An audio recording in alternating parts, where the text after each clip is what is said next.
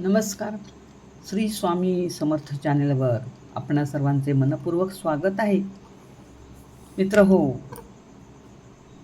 स्वामींची सेवा आपण नेहमी करत असतो, नामस्मरण करत असतो. तरी आपल्या जीवनामध्ये काही ना काही संकटेही येतच असतात. कधी आर्थिक अडचण असते, कधी घरातली समस्या असते, कधी नात्यांमधला दुरावा असतो, तर कधी मनाला न समजणारी अशी अस्वस्थता असते. आपलं मन विचलित होतं. मग आपल्याला प्रश्न पडतो की माझ्यासोबत असं का घडत आहे आणि हे माझ्यासोबतच का घडतं.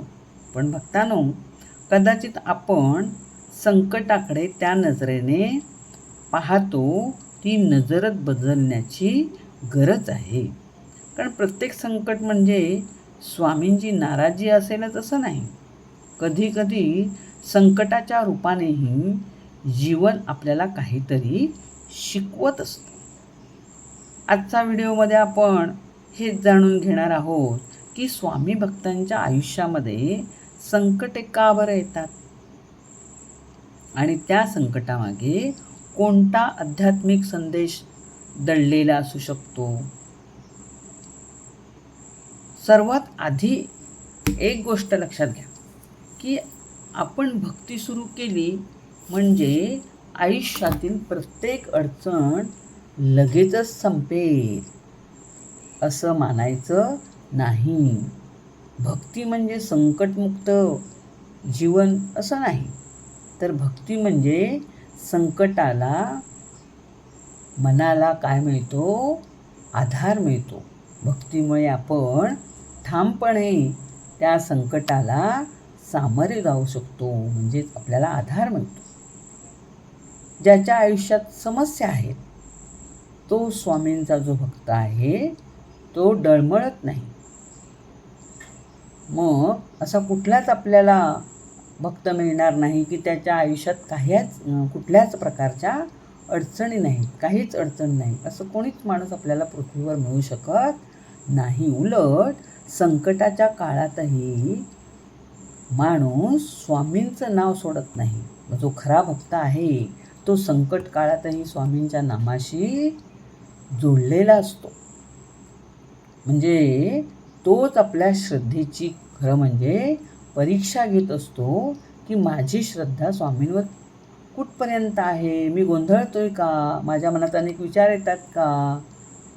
असा मनावर त्याच्या काय असला पाहिजे? ताबा असला पाहिजे. म्हणजे ही आहे त्याच्या श्रद्धेची खरी परीक्षा असते. आपण नेहमी म्हणतो की स्वामी माझं संकट दूर करा, पण कधी कधी आपल्याला संकटातून बाहेर काढण्याआधी स्वामी आपल्याला संकटाला सामोरे जाण्याची शक्ती देत असतील असा आध्यात्मिक दृष्टिकोन आपण ठेवायला हवा. कारण आयुष्यभर प्रत्येक समस्या आपल्याला टाळता येत नाही, उडवून लावता येत नाही, त्यांना आपल्याला सामोरे जावेच लागतं. पण मन मजबूत झालं तर आपण समस्या सोडवू शकू. आपल्याला एक एक समस्येला सामोरे जाता येईल. पण आपलं जर मन मजबूत नसेल तर आपण कोलमडून पडू, गोंधळून जाऊ, कोणताच उपाय आपल्याला सापडणार नाही. पण आता तसं नाही. आपली श्रद्धा विश्वास स्वामींवरचा काय झालेला आहे? वाढलेला आहे. त्यामुळे काल ज्या गोष्टींना आपण घाबरत होतो त्याच गोष्टींना आपण आज घाबरत नाही. आपण त्या गोष्टींकडे आज शांतपणे पाहू शकतो. हा एक छोटासाच बदल आहे आपल्याला दिसणारा. म्हणजे हा भक्तांसाठी फार मोठा काय आहे? आशीर्वाद आहे. सुखाच्या काळामध्ये प्रत्येकजण मजबूत असतो, पण खरी ताकद कधी उभी राहते? संकटाच्या वेळी. संकट आलं की आपल्या मनामध्ये गोंधळ उडतो आणि आपण गोंधळून गेल्यामुळे आपला संयम तुटतो, आपलं धैर्य कमी होतं, भीती निर्माण होते आणि मग या संकटाला आपण सामोरं कसं जावं अशी समस्या, प्रश्न किंवा अडचण आपल्यासमोर उभी राहते. म्हणून संकट आलं की स्वतःला दोष देण्यापेक्षा पहिल्यांदा एक प्रश्न विचारायचा की स्वामी मला या परिस्थितीतून काय शिकवत आहेत. हे जे माझ्यावर संकट आलेलं आहे किंवा माझ्यासमोर ही जी अडचण उभी राहिलेली आहे, यामधून स्वामींना मला काय शिकवायचे आहे, असा सूक्ष्मपणे जर आपण विचार केला तर कदाचित आपल्याला त्याचं उत्तर मिळणार आहे. त्यामुळे आपण कसं राहायचं, स्वामींवर विश्वास ठेवायला शिकायचं, श्रद्धा ठेवायला शिकायचं आणि कदाचित त्यामुळे आपल्याला योग्य निर्णय घेण्याची क्षमता, बुद्धी आपल्याला मिळणार आहे.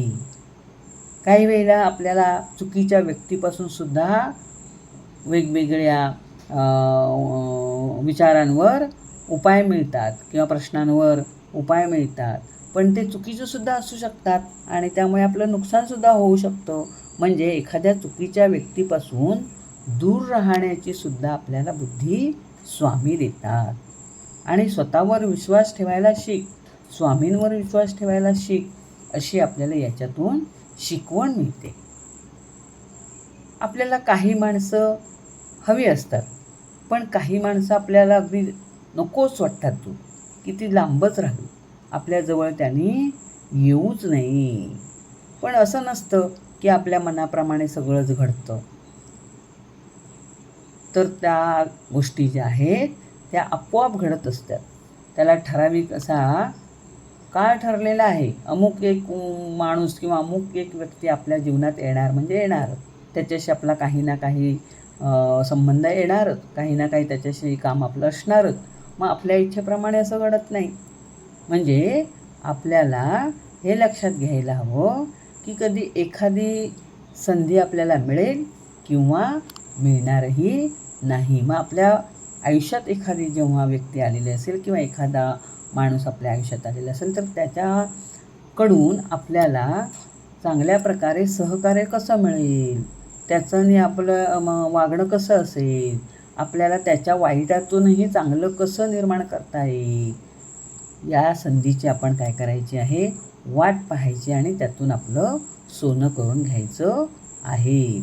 पण आपल्या मनावर काय असला पाहिजे, संयम असला पाहिजे.